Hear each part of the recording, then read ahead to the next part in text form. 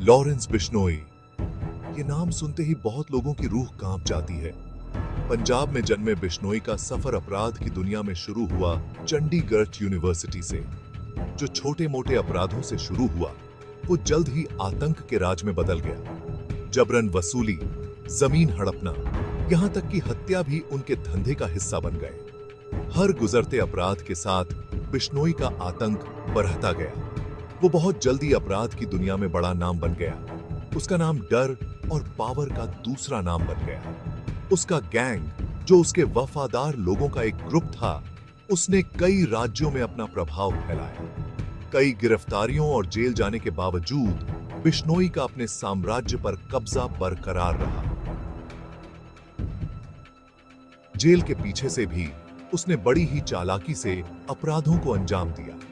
वो अपने आदमियों से बात करता, धमकियां देता और अपने आतंक के राज को कायम रखता। लॉरेंस बिश्नोई की कहानी अपराध की दुनिया में मौजूद पावर और उसके खेल की एक भयानक याद दिलाती है। बिश्नोई गैंग कोई मामूली अपराधी ग्रुप नहीं है।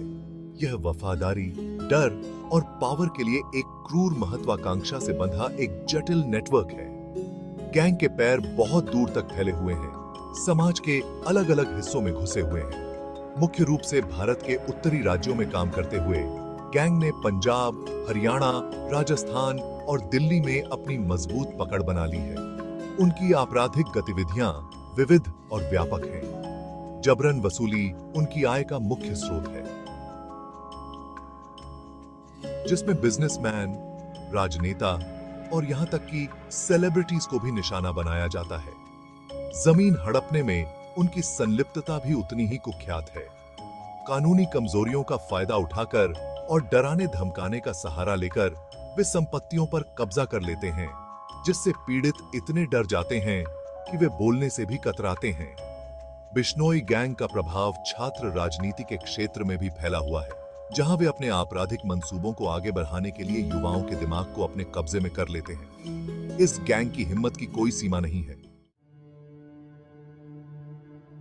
सलमान खान के खिलाफ धमकियों को समझने के लिए बिश्नोई समुदाय की प्रकृति के प्रति गहरी श्रद्धा को समझना होगा। काला हिरण, हिरण की एक सुंदर प्रजाति, उनके विश्वास में एक पवित्र स्थान रखता है। उनके लिए इस जानवर को नुकसान पहुंचाना सबसे बड़ा पाप है। 1998 में राजस्थान में फिल्म की शूटिंग के दौरान सलमान खान पर एक काले हिरण का शिकार करने का आरोप लगा था। इस घटना ने बिश्नोई समुदाय के गुस्से को भड़का दिया, जिन्होंने इसे अपने धर्म और परंपराओं के लिए एक घोर अवमानना के रूप में देखा। अपने समुदाय के मूल्यों में दृढ़ विश्वास रखने वाले लॉरेंस बिश्नोई ने बदला लेने की कसम खाई। यह घटना बिश्नोई के लिए एक निजी बदला बन गई। सलमान खान उसकी नजरों में बिश्नोई के विश्वासों के प्रति उपेक्षा का प्रतिनिधित्व करते थे। अभिनेता के खिलाफ धमकियां केवल एक अपराध के बारे में नहीं थी, वे उनके धर्म की पवित्रता की रक्षा के बारे में थी। मूल्यों के इस टकराव ने एक लंबे समय से चली आ रही दुश्मनी का मंच तैयार किया। भाग 4, डर का साया, धमकियां और सुरक्षा के उपाय।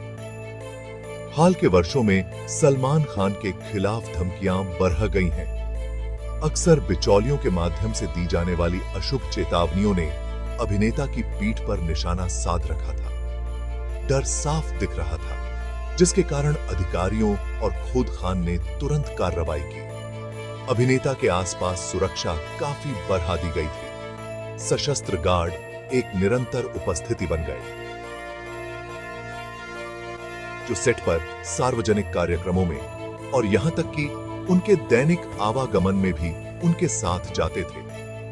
मुंबई में एक लैंडमार्क, उनके आवास गैलेक्सी अपार्टमेंट्स को उन्नत निगरानी प्रणालियों और अतिरिक्त सुरक्षा कर्मियों के साथ मजबूत किया गया था।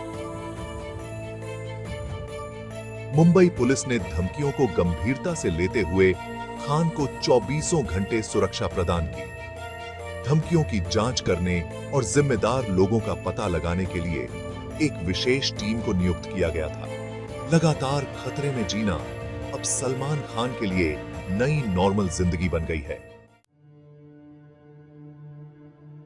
भाग 5 खतरे में जीना, भारत में शोहरत की कीमत। सलमान खान के खिलाफ धमकियों ने भारत में सेलिब्रिटी सुरक्षा के मुद्दे पर एक लंबी छाया डाली है। यह घटना हाई प्रोफाइल व्यक्तियों की भेद्यता को रेखांकित करती है, जिन्हें अक्सर उनके धन, प्रभाव या यहां तक कि व्यक्तिगत विश्वासों के लिए निशाना बनाया जाता है।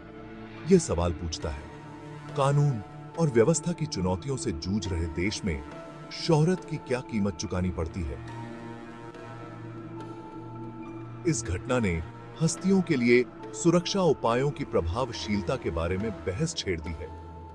जहां कुछ लोग कड़े सुरक्षा प्रोटोकॉल और सख्त कानूनों की वकालत करते हैं, वहीं अन्य ऐसे खतरों के मूल कारणों को दूर करने की आवश्यकता पर जोर देते हैं, जिसमें अवैध हथियारों का प्रसार और आपराधिक तत्वों द्वारा प्राप्त दंड से मुक्ति की संस्कृति शामिल है। सलमान खान का प्रकरण एक वेकअप कॉल का काम करता है। यह हाई प्रोफाइल व्यक्तियों की सुरक्षा सुनिश्चित करने के लिए एक व्यापक दृष्टिकोण की आवश्यकता पर प्रकाश डालता है। यह एक कड़ी याद दिलाता है कि शोहरत, जिसे अक्सर ढाल के रूप में माना जाता है, एक ऐसी दुनिया में आसानी से निशाना बन सकती है जहां ईर्ष्या और अराजकता का टकराव होता है।